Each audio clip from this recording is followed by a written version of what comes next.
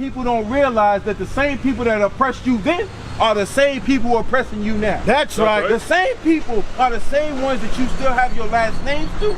The same ones you go down to the courthouse system to in order to get a license for everything.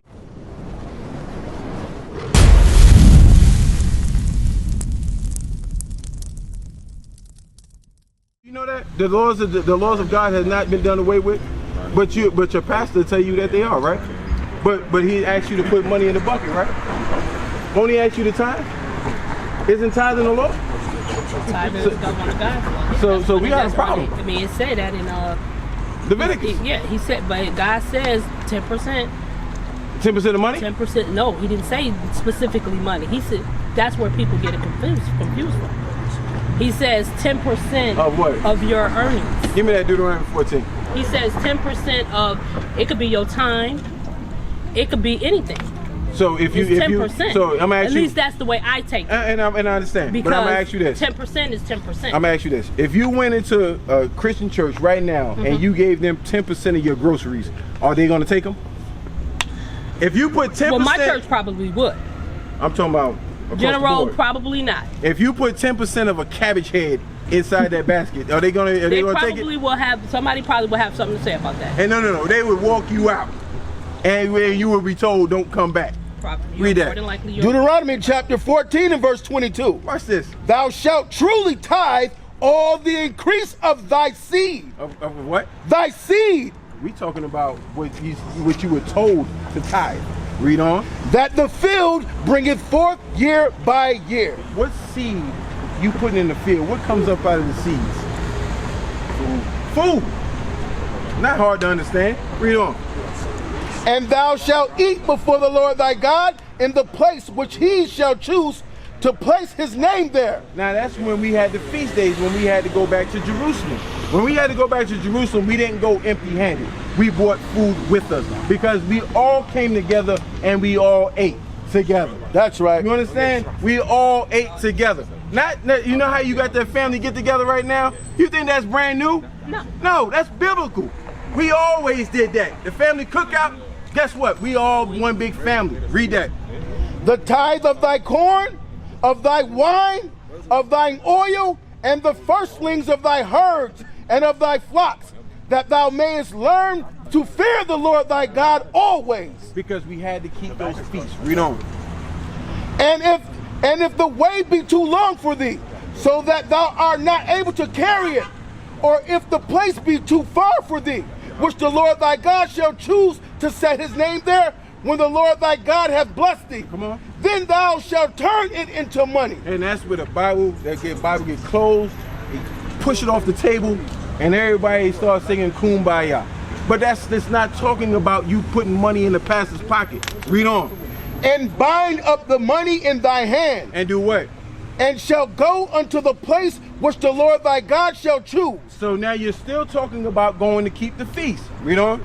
And thou shalt bestow that money for whatsoever thy soul lusteth after. So once I get to Jerusalem, now I can start buying the same things that I was going to take with me anyway. But because the way is too far for me, now I have to change it into money. When I get to Jerusalem, I'm going to get the same things I was going to bring with me.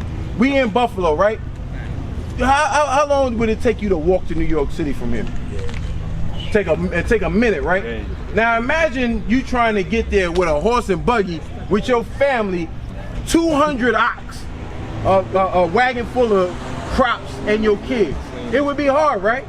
So why not sell it where you are, take the money, when you get to New York City, now you can buy those same things. Does that make sense? Yeah. That's what the Bible is talking about. The Bible is not hard to be understood. Right. Our people are hard to be understood. Right. The Bible is easy. It says, keep my commandments and live. Keep my commandments and live. That's what we're supposed to be doing, John 14 and 15. We're supposed to be keeping God's commandments. And because the church has said, don't worry about that, God's commandments are done away with, it's impossible for you to keep God's commandments. Why would God give you something impossible for you to do? Right. Why would he give you something impossible to do and then hold you accountable to it? That's right. That don't make no sense. Now that's our God. Why would he put something on us so hard that we can't keep?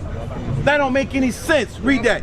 John chapter 14 and verse 15. Read. If ye love me, keep my commandments. Period.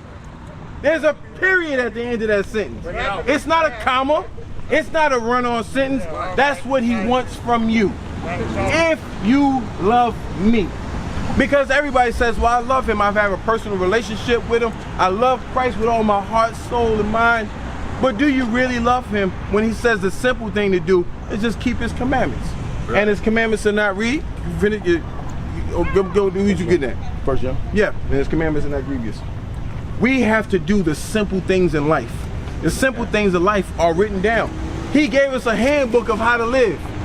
Imagine if we all did our own thing. That's why this looks like the way it looks. Right. Because we all do our own thing. He gave us an instruction book of how to live your life. That's right. From the time you're born to the time you die, you're supposed to be covered by a man. Did you know that? Did you know that? From the time you're born, from the time you're a little girl, your father is over you. He gives you to your husband. Right. He gives you to your husband. And from your husband, if your husband doesn't live longer than you do, you come back to the church. And the elders will be over you. You were never supposed to be uncovered. Now you're strong and independent and on the world all by yourself.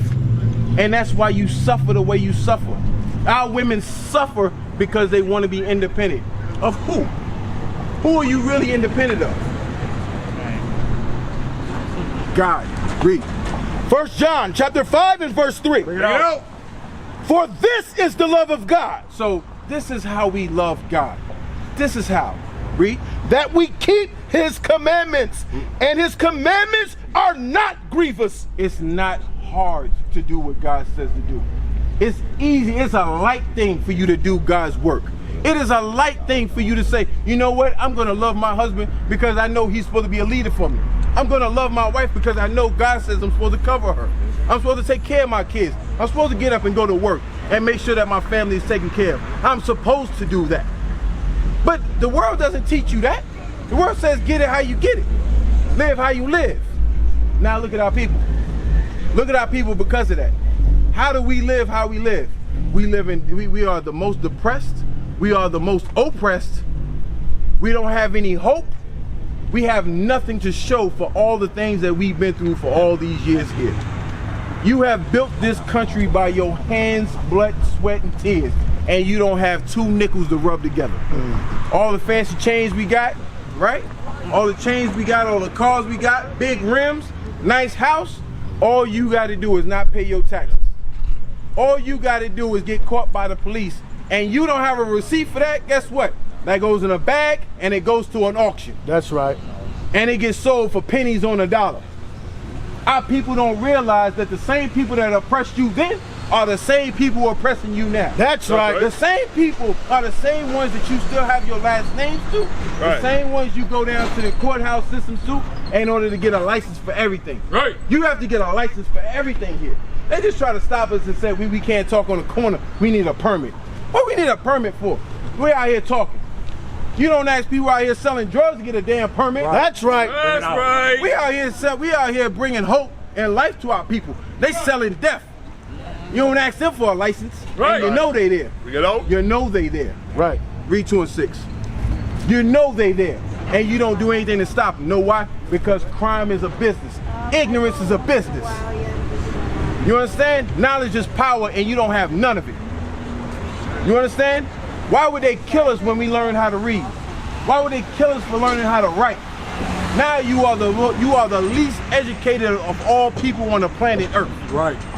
People that don't read still have a better shot at it than you do. They come here from fresh off the boat. They can get a business. You can't. You've lived in Buffalo all your life. You can't just open a business. You have to get an approval to open that business. I bet you they go down to the courthouse, they'll get it before you will. Read that. First John 2 and verse 6. Come on. He that saith he abideth in him ought himself also so to walk even as he walked. The same way Christ walks is the same way we have to walk. He walked perfectly. Perfectly. What is a nation? Nation is family. Nation is community. Nation is men leading by example. Nation is women's support Nation is children with role models. Nation is unity. Nation is